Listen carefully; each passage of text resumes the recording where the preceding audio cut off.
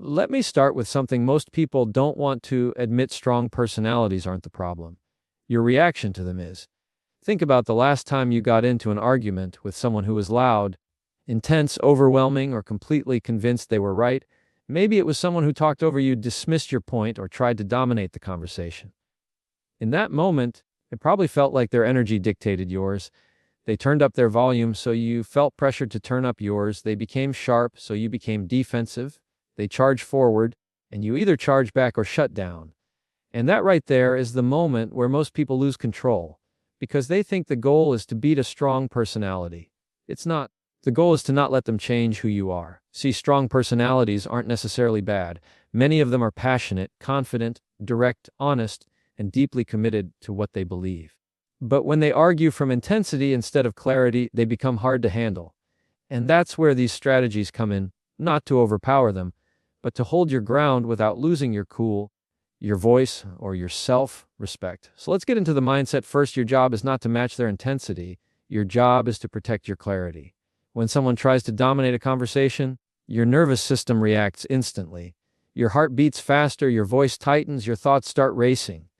You might feel the urge to interrupt, defend yourself, or say something you don't mean. But here's the truth: strong personalities expect you to react fast. They expect you to get emotional. They expect you to argue back impulsively, because that's how they maintain the upper hand. So the first strategy is simple but powerful: stay grounded, not triggered. When they push in, you pull back internally, not to escape the conversation, but to slow it down. When you stay calm, you break the rhythm they're trying to control. This doesn't mean you become passive. It means you stay in charge of you. The moment you protect your internal state, you've already shifted the power. The second strategy is this: lead with clarity, not volume. One of the biggest mistakes people make is thinking they need to raise their voice to be heard. Strong personalities don't respond to noise. They respond to certainty. You don't have to yell. You don't have to match their force. A steady, clear tone cuts deeper than any shout. The person who stays calm in a heated moment becomes the person in control of it. Here's something most people overlook: strong personalities don't respect long explanations. They respect clear boundaries. This is strategy number 3: set boundaries without apology. If someone is interrupting you, you don't say, "I'm sorry, but can you let me talk?" No, you say, "Hold on, I'm going to finish speaking." If someone is talking to you aggressively, you don't say, "I didn't mean to upset you," but you say, "I'm willing to continue this conversation, but only if we both keep it respectful." Your tone stays calm. Your words stay firm. Boundaries don't need emotion. They need consistency. Strategy number 4 is one of the most underrated tools in communication: ask precision questions. This is how you slow down someone who's trying to steamroll you. Questions shift the energy. Questions force clarity. Questions make intensity pause. For example, what exactly are you trying to say? What part do you disagree with? What do you need from me right now? You're making them think, not react. You're pulling the conversation out of chaos and into logic. Strong personalities can dominate a debate, but they can't dominate a question they haven't answered yet. And finally, strategy number 5, pause before you push back. People with intense personalities move fast. They overload the moment. They expect you to respond immediately. When you pause, even for 2 seconds, you break the pattern. You create space. Space is power in an argument, because it lets you step out of the emotional reaction and step into the logical response. And here's the thing: the pause is not weakness. The pause is control. It tells the other person, "I'm not reacting on your timeline. I'm responding on mine. Let me make something clear." Handling strong personalities isn't about avoiding conflict. It's about being the calmest voice in a room full of noise. It's about communicating in a way that doesn't sacrifice your self-respect. It's about knowing that confidence doesn't require aggression, and authority doesn't require volume. People with strong personalities aren't used to being met with calm firmness. They're used to people either fighting back wildly or folding completely. When you do neither, when you hold your line, keep your tone steady, ask the right questions, and set clear boundaries, the entire dynamic shifts. You're not trying to win the argument. You're trying to win your peace, your clarity, and your self-control. If another person's intensity can't knock you off balance, you've already won. And the more you practice these strategies, the more you'll notice something powerful: strong personalities start responding to you differently. They soften. They slow down. They respect the firmness in your calm, not because you overpowered them, but because you didn't let them overpower you. That's the skill. That's the strategy. That's the kind of communication that turns conflict into understanding and arguments into conversations. When you're dealing with a strong personality, the very first battle isn't with them, it's with your own nervous system.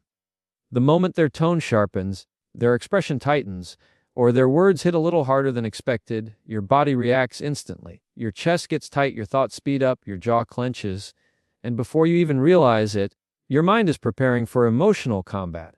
This is exactly the moment where things go wrong because strong personalities aren't fueled by facts, logic, or calm reasoning. They're fueled by the emotional reaction they pull out of you. If they can get you to snap, stumble, defend, or chase their approval, the argument shifts into their territory. Staying grounded is not about being silent or weak, it's about refusing to let someone else's intensity decide the quality of your response. Staying grounded starts internally. It's noticing the trigger before it takes over. When someone comes at you with intensity, you don't mirror it, you observe it. You feel the rise in your chest, the heat in your face, the urge to interrupt. But instead of acting on it, you acknowledge it and hold your position. This is the part most people miss. Strong personalities push fast, and they push hard. They rely on pressure. They rely on speed. They rely on emotional momentum. The second you let that momentum sweep you up, the conversation is no longer in your hands. But when you stay grounded, you slow everything down, not for them, but for yourself. Because clarity doesn't exist in the middle of emotional chaos. You can't think clearly when your body believes it's under attack. Grounding yourself gives you the space to respond instead of react. One of the most powerful ways to stay grounded is remembering that intensity is not authority. Someone speaking louder or faster doesn't make their point more valid. Their confidence doesn't automatically make them correct. Strong personalities often use tone as a tool, a way to overwhelm, dominate, or intimidate without even realizing it. But that tool only works if you respond emotionally. When you stay steady, they lose leverage. Your calm exposes their intensity. Your presence slows their pace. Your stability makes them adjust to you instead of dragging you into their storm. Most arguments escalate because both people start playing the same emotional game. One raises the volume, the other follows. One becomes sarcastic, the other responds defensively.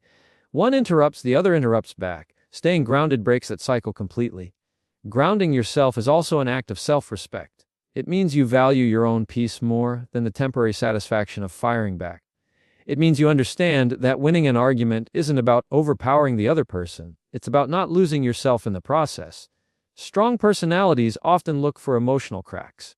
They test reactions. They push boundaries. When you show that you can remain steady even when they turn up the heat, you communicate something incredibly powerful.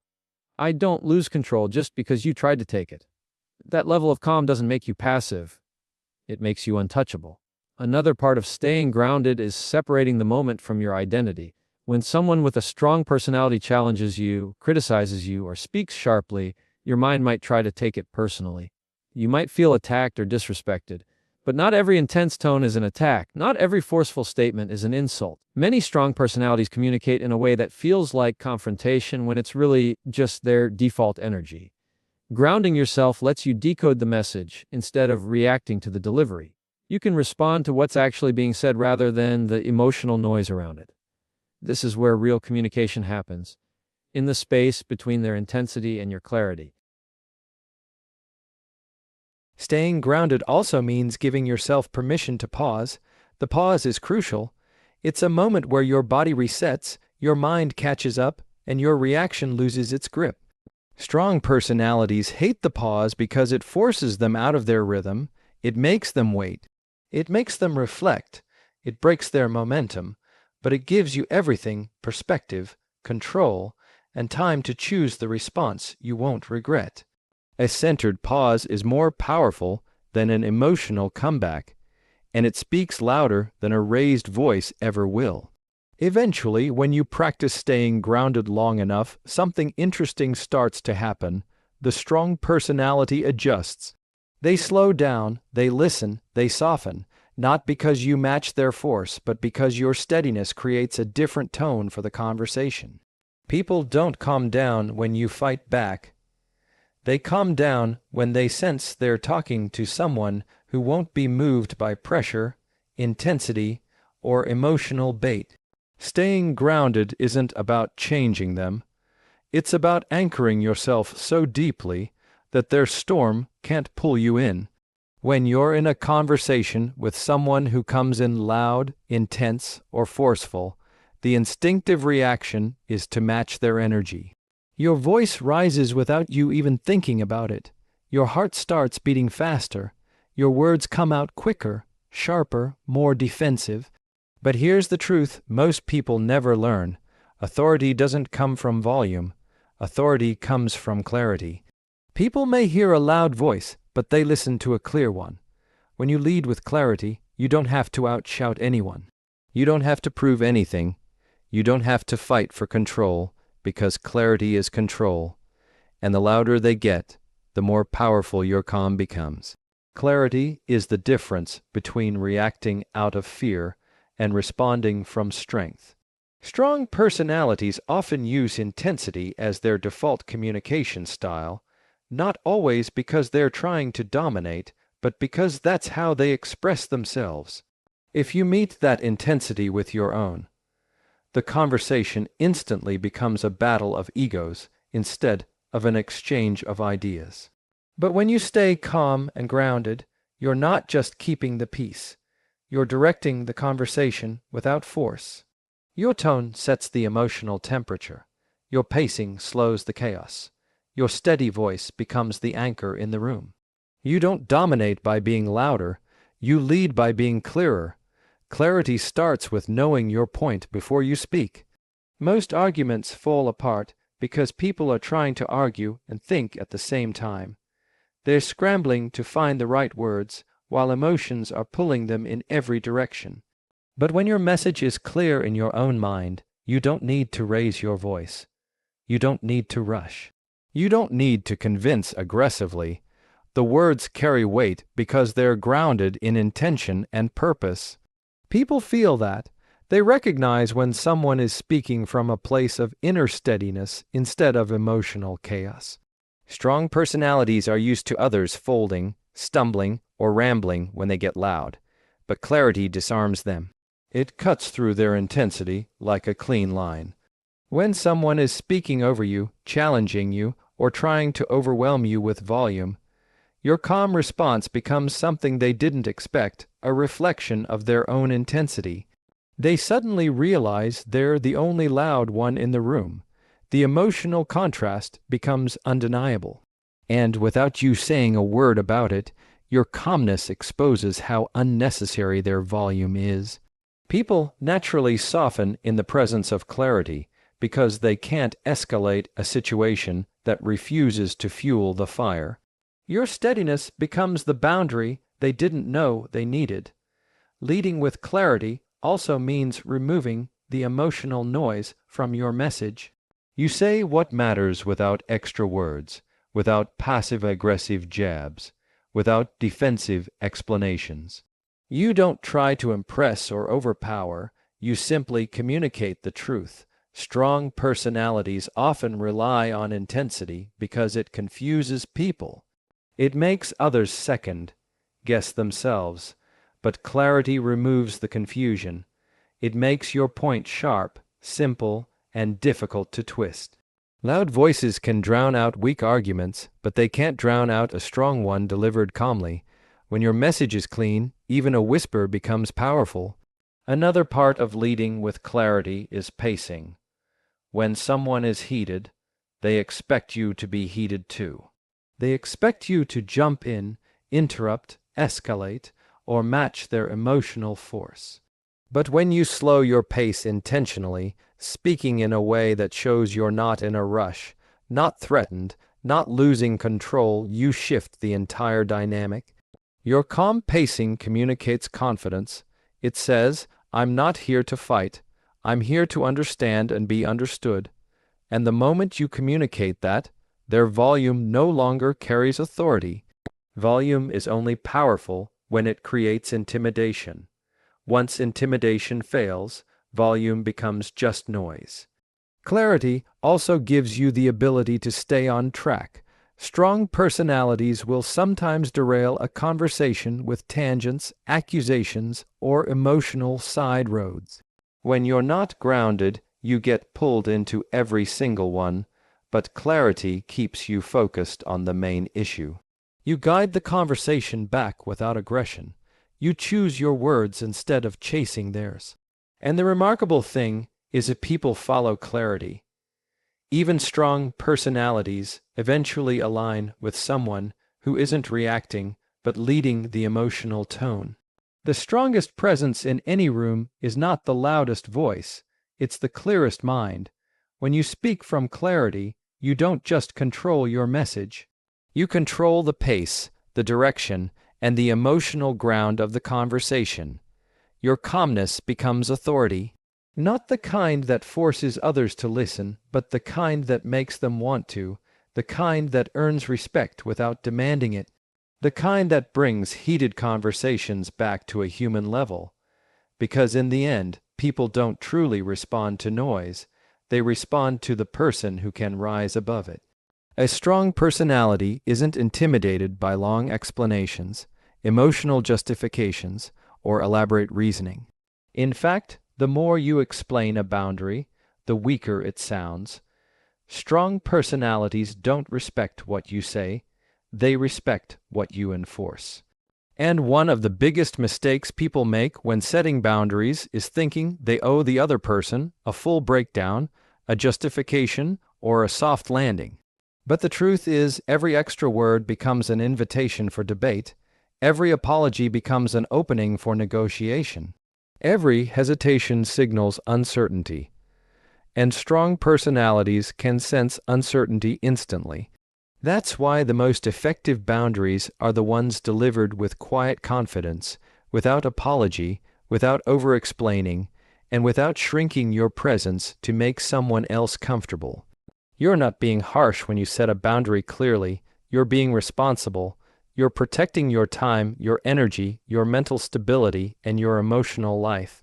People with strong personalities often test boundaries, not necessarily because they're malicious, but because they're used to leading and pushing.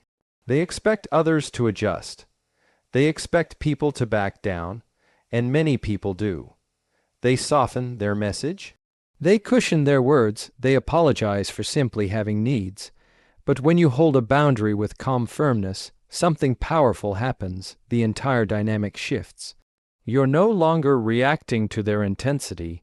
You're standing in your own authority. And strong personalities notice that instantly. They may push once, maybe twice, but when they see you're not bending, they adjust themselves. Setting a boundary without apology means stripping your message down to the essentials. You say what's needed, and you stop talking, not with anger, not with attitude, but with grounded clarity. I won't continue this conversation if I'm being yelled at. I'm not available after 9 p.m. I'm stepping away from this discussion until we can talk respectfully. Short, simple, unemotional, and the moment you stop explaining yourself, you stop giving people ammunition to use against you. Explanations can be twisted, emotions can be manipulated, but a clear boundary stands on its own. If someone tries to challenge it, the problem is their reaction, not the boundary itself. The reason strong personalities respect enforced boundaries is because enforcement shows self-respect. Anyone can say they have boundaries. Very few people actually hold them. When you follow through, you communicate a truth about yourself. I take myself seriously.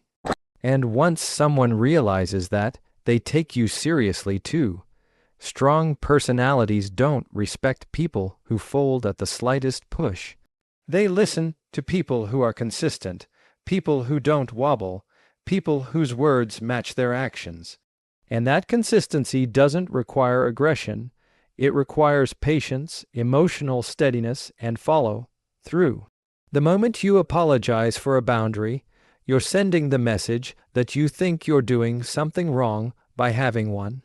But boundaries aren't selfish, they're not rude, they're not confrontational, they're a basic expression of emotional maturity. When you stop apologizing for them, people stop seeing them as optional. And if someone does see them as optional, their reaction tells you everything you need to know about how they value your well-being. People who benefit from your lack of boundaries will always complain when you start enforcing them. That doesn't mean the boundary is wrong, it means it's working. Another thing about setting boundaries with strong personalities is that your delivery matters more than your words. If you sound unsure, they'll test you. If you over-explain, they'll debate you. If you apologize, they'll expect you to bend. But if you speak calmly, slowly, and confidently, the boundary lands differently. You're not asking for permission, you're stating a personal standard. You're not trying to convince them, you're informing them. You're not making the boundary about them, you're making it about you. And strong personalities respond better when they see you're not trying to control them. You're simply controlling your own participation. What's even more powerful is this: a boundary without apology teaches others exactly how to treat you without you ever raising your voice. You don't need to debate. You don't need to fight. You don't need to justify your limits like you're on trial. A true boundary is revealed not when you state it the first time, but when you reinforce it the second time, and the third, and however many times it takes for the other person to understand your standard won't be lowered. That reinforcement is what earns respect. Even strong personalities eventually align with someone who refuses to abandon their own self-respect to keep the peace. At its core, setting boundaries without apology is about reclaiming your authority over your own life. It's about recognizing that your peace matters just as much as anyone's intensity. It's about refusing to negotiate your worth. When you stop apologizing for your boundaries, you stop apologizing for being yourself. And when you do that, even the strongest personalities in the room start meeting you at your level, not because you demanded it, but because you demonstrated it. Asking precision questions is one of the most powerful tools you can use when dealing with a strong personality, because it forces the conversation to slow down, strip away the noise, and reveal what actually matters underneath all the intensity. Most arguments escalate not because the issue is complicated, but because the people involved are reacting faster than they are thinking. Strong personalities tend to fire off bold statements, broad accusations, or emotionally charged comments, and if you respond at that same speed, you get trapped inside their momentum. But when you shift the pace by asking specific, calm, clarifying questions, you break the pattern instantly. You move the conversation from reaction to reflection. You take it from emotional to logical, and suddenly, the argument loses the heat that was fueling it. Precision questions do something even more important. They force the other person to get specific. People with strong personalities often speak in absolutes: you always, you never,